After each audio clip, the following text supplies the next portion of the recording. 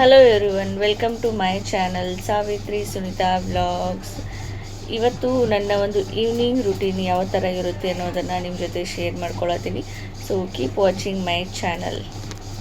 And ಇವಾಗ ನನ್ನ ಚಾನಲ್ಗೆ ಫುಲ್ ಸಪೋರ್ಟ್ ಮಾಡತ್ತೀರಿ, ಆಮೇಲೆ ಹಾಗೆ ಲೈಕ್ಸು ಮಾಡತ್ತೀರಿ, ಕಮೆಂಟು ಮಾಡತ್ತೀರಿ, ಆಮೇಲೆ ಹೀಗೆ ನಿಮ್ಮ ಒಂದು ಸಪೋರ್ಟ್ ಇರಲಿ ಅಂತ ಹೇಳ್ತೀನಿ.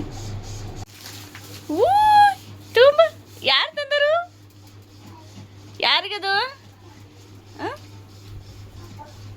ಪಾಪ ಕೊಡುವ ಬಾ ಪ್ರದು. ಯಾರಿಗದ? ಬಾ ತಗೊಂಬ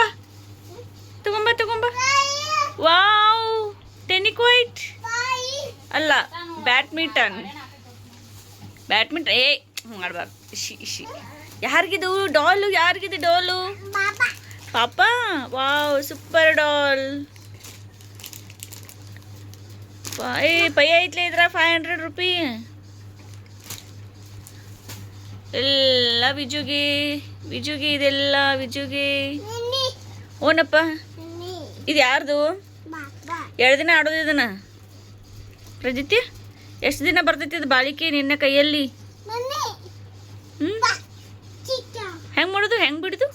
ಹೆಂಗ ಶಿಕ್ಷಾ ಬಿಡಿದು? ಶಿಕ್ಷಾ ಅಜಯ್ ಅಂತಂದ್ರೆ ಏನವ ಪ್ರಜಿತ್ಯ? ನಡಿ, ಕೈ ತನಕೆ ನಡಿ, ತೊಳ್ಕೊಡ್ತೀನಿ. ಸರಿ ಬಿಡು, ನಡಿ ತಗೊಂಡಿ. ಹಂಗಾರ ಅದನ್ನ ತಗೊಂಡಿ.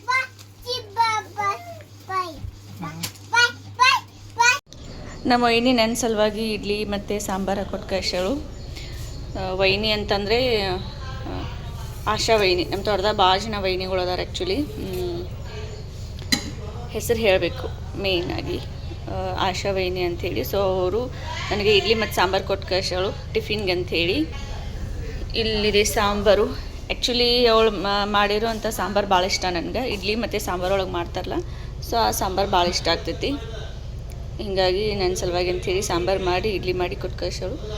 ಅದೇನೋ ಒಂಥರ ರೆಸ್ಟೋರೆಂಟ್ ಸ್ಟೈಲಲ್ಲಿ ಮಾಡ್ತಾಳಕ್ಕೆ ಸಾಂಬಾರು. ಸೊ ಹೀಗಾಗಿ ಅದರ ಸಲುವಾಗಿ ಕೊಟ್ಟು ಕಳ್ಸಳು. ಒಂದು 3-4 ಸಲ ನನಗೂ ರೆಸಿಪಿ ಹೇಳಿದ್ಲು. ಕೇಳಿದ್ನ ಯಾಕೆನ ಹೆಂಗೆ ಮಾಡ್ತೀವಿ ಸಾಂಬಾರು ಅಂಥೇಳಿ ಹೇಳಿದ್ಲು ರೆಸಿಪಿ ಹೆಂಗೆ ಮಾಡೋದಂತೆ. ಬಟ್ ಹೆಂಗೆ ಟ್ರೈ ಮಾಡಿದ್ರು ಅಕ್ಕಿ ಮಾಡೋ ಥರ ಟೇಸ್ಟ್ ಅಂತೂ ಬರಲೇ ಇಲ್ಲ. ಹೀಗಾಗಿ ಅವಳೇ ಒಂದೊಂದು ಸಲ ಮಾಡಿದ್ಲು ಅಂದರೆ ಕೊಟ್ಟು ಕಳ್ಸಿರ್ತಾಳೆ ನನ್ನ ಸಲುವಾಗಿ. ನಾ ಪ್ರೆಗ್ನೆಂಟ್ ಇದ್ದಾಗೂ ಒಂದ್ಸಲ ಇಡ್ಲಿ ಮತ್ತು ಸಾಂಬಾರು ಕೊಟ್ಟಿದ್ಲು, ಆಮೇಲೆ ದೋಸೆ ಕೊಟ್ಟು ಕಳ್ಸಿದ್ಲು. ಇದು ಸಜ್ಕದ ಹೋಳಿಗೆ, ಆಮೇಲೆ ಅನ್ನ. ನಮ್ಮ ತೋಟದಾಗ ಒಬ್ಬರು ನಮ್ಮ ತಂಗಿನೇ ಆಕಿ. ಆ್ಯಕ್ಚುಲಿ ಅವಳು ಕುಬ್ಸ ಮಾಡ್ಕೊಂಡು ಬಂದಾಳು. ಸೊ ಹೀಗಾಗಿ ಅವ್ರ ಮನ್ಯಾಗ ಹೋಳಿಗೆ ಬೀರತ್ತಾರ. ಸೊ ಹೋಳಿಗೆ ಮತ್ತು ಅನ್ನ ಬೀರ್ತಾರೆ. ನಮ್ಮ ಕಡೆ ಕುಬ್ಸ ಮಾಡ್ಕೊಂಡು ಬಂದರೆ, ದೊಡ್ಡ ಕುಬ್ಸ ಮಾಡ್ಕೊಂಡ್ಬಂದರೆ ಸೊ ಅವ್ರು ಕೊಟ್ಟಿರೋಂಥ ಹೋಳಿಗೆ ಮತ್ತಿದ ನೋಡಿ. ನಮ್ಮ ಐನಿಗಳು ಎಷ್ಟು ಪ್ರೀತಿದಾರೆ ನಮ್ಮ ಮ್ಯಾಲೆ. ಏನೇ ಮಾಡ್ರು ನಮ್ಮನ್ನು ಬಿಟ್ಟು ತಿನ್ನಂಗಿಲ್ಲ.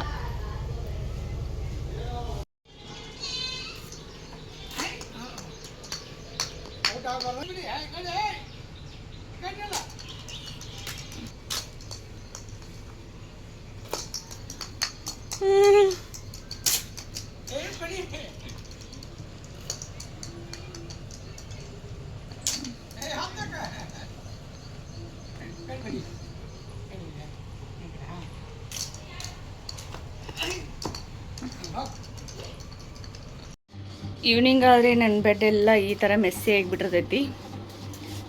ಸೊ ಇದನ್ನೆಲ್ಲ ನಾವು ಕ್ಲೀನ್ ಮಾಡಬೇಕು. ಈವ್ನಿಂಗ್ ಟೈಮಲ್ಲೇ ಕ್ಲೀನ್ ಮಾಡ್ತೀನಿ, ಮಲ್ಕೋವಾಗ ಏನಿಲ್ಲ.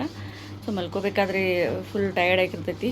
ವಿಜುನು ಸ್ವಲ್ಪ ಕಾಡ್ತಿರ್ತಾಳೆ ಆ ಟೈಮ್ನಾಗ, ಅವಾಗ ಕ್ಲೀನ್ ಮಾಡೋಕ್ಕಾಗಲ್ಲ. ಸೊ ಇವಾಗ ಈವ್ನಿಂಗ್ ಟೈಮ್ನೇ ಜಾಸ್ತಿ ಕ್ಲೀನ್ ಮಾಡ್ಕೋತೀನಿ.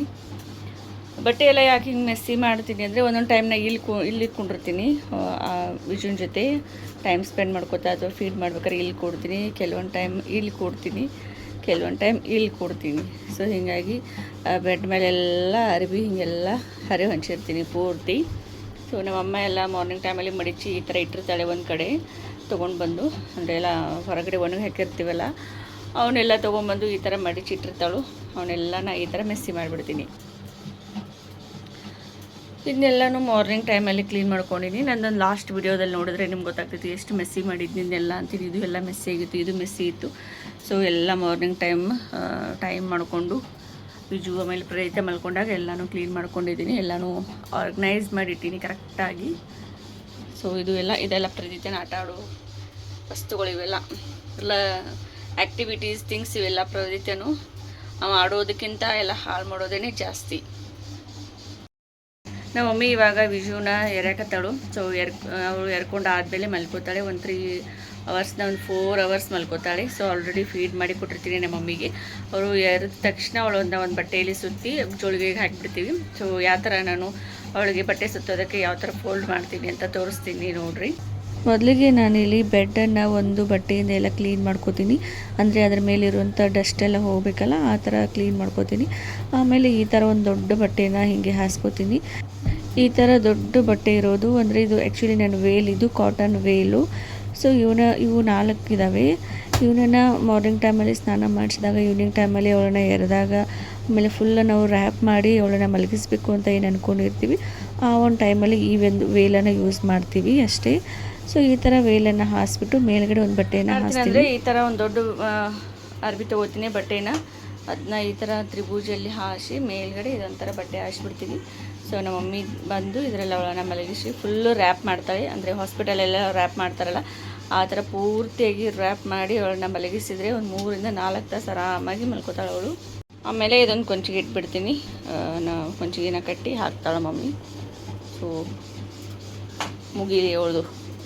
ಇಲ್ಲಿ ನನ್ನ ತಮ್ಮ ಕರ್ಟನ್ ಅದು ಎಲ್ಲನೂ ಸರಿಸಿ ಜೋಡಿಸಿ ಆಮೇಲೆ ಒಂದು ಸ್ವಲ್ಪ ಎಲ್ಲ ಆರ್ಗನೈಸ್ ಮಾಡ್ಕೋತಿದ್ದಾನೆ. ಟೇಬಲ್ ಎಲ್ಲ ಹಾಕಿ ಕ್ಲಾತ್ ಹಾಕಿ ಒಂದು ಸ್ವಲ್ಪ ಡೆಕೋರೇಷನನ್ನು ಮಾಡ್ಕೋತಿದ್ದಾನೆ. ಡೆಕೋರೇಷನ್ ಅಂದರೆ ಏನಿಲ್ಲ, ಜಸ್ಟು ಎಲ್ಲನೂ ಒಂದು ಸ್ವಲ್ಪ ನೀಟಾಗಿ ಆರ್ಗನೈಸ್ ಮಾಡ್ಕೊಳತ್ತಿದ್ದ. ಆ್ಯಕ್ಚುಲಿ ನಾವು ಹಾಲಲ್ಲಿ ಯಾಕೆ ಕರ್ಟನ್ ಹಾಕಿದ್ದೀವಿ ಅಂತ ಅಂದರೆ, ಇಲ್ಲಿ ಮೇಲ್ಗಡೆ ಹಾಲಲ್ಲಿ 2 ಜೋಳಿಗೆ ಕಟ್ಟಿದ್ದೀವಿ, ಒಂದು ಪ್ರದಿತ್ಯಂಗೆ ಆಮೇಲೆ ಇನ್ನೊಂದು ವಿಜುಗೆ ಅಂತ ಹೇಳಿ. ಸೊ ಡೈರೆಕ್ಟಾಗಿ ನಮ್ಮ ಮನೆಯಲ್ಲಿ ಯಾರಾದರೂ ಡೈರೆಕ್ಟಾಗಿ ಮೇನ್ ಡೋರಿಂದ ಬಂದರೆ ಡೈರೆಕ್ಟಾಗಿ ಹಾಲೇ ಕಾಣಿಸ್ತೈತಿ. ಆಮೇಲೆ ಆ ಕಡೆಯಿಂದ ಯಾರಾದರೂ ಬಂದ ಕೂಡಲೇ ಒಂದು ಸ್ವಲ್ಪ ಆ ಕಡೆ ಈ ಕಡೆ ಎಲ್ಲ ಸುತ್ತಾಡಿ ಬಂದಿರ್ತಾರೆ, ಆಮೇಲೆ ಬಿಸಿಲಲ್ಲಿ ಬಂದಿರ್ತಾರೆ. ಸೊ ಡೈರೆಕ್ಟಾಗಿ ಜೋಳಿಗೆ ಮೇಲೆ ಕಣ್ಣು ಹೋದರೆ ಒಂದು ಸ್ವಲ್ಪ ಮಕ್ಕಳಿಗೆಲ್ಲ ಪ್ರಾಬ್ಲಮ್ ಆಗುತ್ತೆ, ಅಳೋದಕ್ಕೆಲ್ಲ ಸ್ಟಾರ್ಟ್ ಮಾಡ್ತಾರೆ. ಸೊ ಹೀಗಾಗಿ ಡೈರೆಕ್ಟಾಗಿ ಬಂದ್ರೂ ಅವ್ರು ಕಾಣಬಾರ್ದು ಅಂತ ಹೇಳಿ ಒಂದು ಸ್ವಲ್ಪ ಕರ್ಟನನ್ನು ಹಾಕ್ಕೊಂಡಿದ್ದೀವಿ ಅಷ್ಟೇ. ಸೊ ಬಂದರೆ ಈ ಕಡೆದೇನೂ ಕಾಣಲ್ಲ. ಮಕ್ಕಳು ಮನ್ಕೊಂಡಾಗ ಅಷ್ಟೇ ಕರ್ಟನನ್ನು ಹಾಕ್ಕೊಂಡಿರ್ತೀವಿ, ಇಲ್ಲ ಅಂತಂದರೆ ಕರ್ಟನನ್ನು ಸೈಡ್ಗೆ ಸರಿಸ್ಬಿಟ್ಟಿರ್ತೀವಿ ಅಷ್ಟೇ. ಆ್ಯಕ್ಚುಲಿ ಇವತ್ತು ಯಾಕೆ ಈ ಥರ ಆರ್ಗನೈಸ್ ಮಾಡ್ಕೊಂಡಿವಿ ಅಂತ ಅಂದರೆ, ಆಲ್ರೆಡಿ ನೀವು ವಿಡಿಯೋ ನೋಡಿದ್ರೆ ಅಂದ್ಕೊಂಡಿರ್ಬೋದು ಬರ್ತ್ಡೇ ಐತಿ ಅಂತ ಹೇಳಿ. ಎಸ್, ಇವತ್ತು ಪವಿತ್ರಂದು ಬರ್ತ್ಡೇ ಇತ್ತು.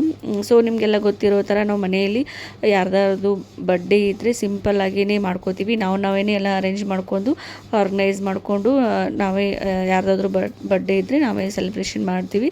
ಸೊ ಹೀಗಾಗಿ ಇವತ್ತು ಪವಿತ್ರಂದು ಇತ್ತಲ್ಲ. ಸೊ ನನ್ನ ತಮ್ಮಂದರು ಆಲ್ರೆಡಿ ಕೇಕನ್ನು ತಂದು ಫ್ರಿಜ್ಜಲ್ಲಿ ಇಟ್ಟಿದ್ರು. ನನಗೂ ಗೊತ್ತಿರಲಿಲ್ಲ, ನಾನು ಜಸ್ಟ್ ಹೇಳಿದೆ ಕೇಕ್ ತೊಗೊಂಬರ್ಬೇಕು ಅಂತ ಹೇಳಿ, ನಾವು ತಂದಿಟ್ಟಿದ್ದೀವಿ ಆಲ್ರೆಡಿ ಅಂತ ಹೇಳಿದರು. ಸೊ ಪವಿತ್ರ ಡ್ರೆಸ್ ಹಾಕೊಂಬರೋದಕ್ಕೆ ರೆಡಿ ಬರೋದಕ್ಕೆ ಅಂತ ಮೇಲ್ಗಡೆ ಹೋದ್ಲು. ನನ್ನ ಮಗುನೊಂದು ಹಠ ಅಂದರೆ ಹಠ. ಅವಳು ಯಾಕೆ ಡ್ರೆಸ್ ಹಾಕೊಂಬಂತಿದ್ದಾಳೆ, ಯಾಕೆ ರೆಡಿ ಆಗಿದ್ದಾಳೆ, ಎಲ್ಲೋ ಹೊಂಟಿದ್ದಾಳೆ ಅಂತ ಹೇಳಿ ಫುಲ್ ಅಳೋದಕ್ಕೆ ಸ್ಟಾರ್ಟ್ ಮಾಡ್ದೆ. ಸೊ ಅಳಕ್ಕೆ ಸ್ಟಾರ್ಟ್ ಮಾಡಿದ. ಆಮೇಲೆ ಅವಂಗೂ ಬಟ್ಟೆ ಹಾಕು ಅಂತ ಅಂದರು. ಅವನು ಅಳೋದ್ರ ಕೇಳಿ ನಾ ಯಾವಾಗ ಅವನ್ನ ರೆಡಿ ಮಾಡಲಿ. ಸೊ ಹೀಗಾಗಿ ಅವನು ರೆಡಿ ಮಾಡಲಿಲ್ಲ. ಬಟ್ ಅವನು ಪವಿತ್ರನ ಮೇಲೆ ಕುಂತ್ಕೊಂಡೇ ಕೇಕನ್ನು ಕಟ್ ಮಾಡ್ದೆ. ಅವಳಂತೂ ಒಟ್ಟೆ ಬಿಡೋದೇ ಇಲ್ಲ ಮನೇಲಿ. ಹಾಗೆ ನಾರ್ಮಲ್ ಡೇಸ್ ಇದ್ದಾಗ ನಾರ್ಮಲ್ ಏನಾದರೂ ಥಿಂಗ್ಸ್ ಇದ್ದಾಗನೇ ಅವಳನ್ನು ಬಿಡೋದಿಲ್ಲ. ಚಿಕ್ಕಿ ಅಂತ ಅವಳು ಬೆನ್ನ ಹತ್ತೇ ಇರ್ತಾನೆ ಹಾಗೆ. ಬಟ್ ಇವತ್ತು ಅವ್ನು ಬರ್ತ್ಡೇ, ಸೊ ಅವಳು ರೆಡಿಯಾಗಿ ಕುಂತಿದ್ದಾಳೆ. ಇಂಥ ಟೈಮಲ್ಲಿ ಅವ್ನು ಬಿಡ್ತಾನೆ ಇಲ್ಲವೇ ಇಲ್ಲ. ಸೊ ಹೀಗಾಗಿ ಅವಳ ಮೇಲೇ ಕುಂತ್ಕೊಂಡ್ಬಿಟ್ಟ. ಸೊ ಅವಳು ಅವನನ್ನು ಕರ್ಕೊಂಡೇ ಕೇಕನ್ನು ಕಟ್ ಮಾಡಿದ್ಲು. ಸೊ ಹೀಗೆಲ್ಲ ಆಯಿತು ನಮ್ಮ ಪವಿತ್ರನ ಬರ್ತ್ಡೇ. ಆ್ಯಕ್ಚುಲಿ ಇಲ್ಲಿ ಒಂದು ಮಾತು ಏನು ಹೇಳಬೇಕು ಅಂದರೆ, ಮಕ್ಕಳು ಅಮ್ಮನ್ನ ಹಚ್ಕೋದಕ್ಕಿಂತ ಜಾಸ್ತಿ ಅವ್ರ ಚಿಕ್ಕಿಗಳನ್ನೇ ಜಾಸ್ತಿ ಹಚ್ಕೋತಾರೆ. ಯಾಕಂತ ಗೊತ್ತಿಲ್ಲ. ನಂದು ಹಾಗೆ ಆಗಿತ್ತು. ಅಂದರೆ ನಮ್ಮ ಅಕ್ಕಂದೇನು ಡೆಲಿವರಿ ಆಗಿತ್ತಲ್ಲ, ನಿಹಾಲ್ ಹುಟ್ಟಿದ್ದಲ್ಲ. ಸೊ ಅವನು ನಿಹಾಲ್ ಅವ್ರ ಅಮ್ಮನ ಹಚ್ಕೋದಕ್ಕಿಂತ ಜಾಸ್ತಿ ನನ್ನನ್ನೇ ಹಚ್ಕೊಂಡಿದ್ದ. ಸೊ ನಾನೇ ಅವನನ್ನು ಜಾಸ್ತಿ ಕರ್ಕೊಳ್ಳೋದು, ಆಮೇಲೆ ಆಟ ಆಡಿಸೋದು, ಸ್ನಾನ ಮಾಡಿಸೋದು ಎಲ್ಲನೂ ಮಾಡ್ತಿದ್ದಲ್ಲ. ಸೊ ಅವನು ಜಾಸ್ತಿ ನನಗೆ ಅಟ್ಯಾಚ್ಮೆಂಟ್ ಆಗಿಬಿಟ್ಟಿದ್ದ. ಆಮೇಲೆ ಇವಾಗ ನನ್ನ ಮಗ ಅಂತೂ ಪವಿತ್ರ ಅಟ್ಯಾಚ್ ಆಗಿಬಿಟ್ಟಿದ್ದಾನೆ. ಅಂದರೆ ನನ್ನ ಡೆಲಿವರಿ ಆದಮೇಲೆ ಪೂರ್ತಿ ಎಲ್ಲನೂ ಅವಳೇ ಅವನನ್ನು ಟೇಕ್ ಕೇರ್ ಮಾಡ್ತಾಳೆ. ಸೊ ಹೀಗಾಗಿ ಪವಿತ್ರನಂತೂ ಫುಲ್ ಹಚ್ಕೊಂಡ್ಬಿಟ್ಟಿದ್ದಾನೆ. ಪ್ರತಿಯೊಂದಕ್ಕೂ ಬರೀ ಚಿಕ್ಕಿ ಅಂತ ಕಾಡಿಸ್ತಾನೆ ಇರ್ತಾನೆ. ಅದೇ ನನಗೆ ಇದೊಂದು ಅರ್ಥ ಆಗ್ತಾಯಿಲ್ಲ ಅಷ್ಟೇ. ಏನಂತಂದರೆ ಮಕ್ಕಳು ಅಮ್ಮಂದಿರನ್ನ ಹಚ್ಕೋದಕ್ಕಿಂತ ಯಾಕೆ ಚಿಕ್ಕಿ ಅಂದ್ರನ್ನ ಹಚ್ಕೋತಾರೆ ಅಂತ ಹೇಳಿ. ನಿಮ್ಗೆ ಏನಾದರೂ ಇದ್ರ ಬಗ್ಗೆ ಗೊತ್ತಿದ್ದರೆ ಪ್ಲೀಸ್ ನನಗೆ ಕಮೆಂಟ್ ಮಾಡಿ.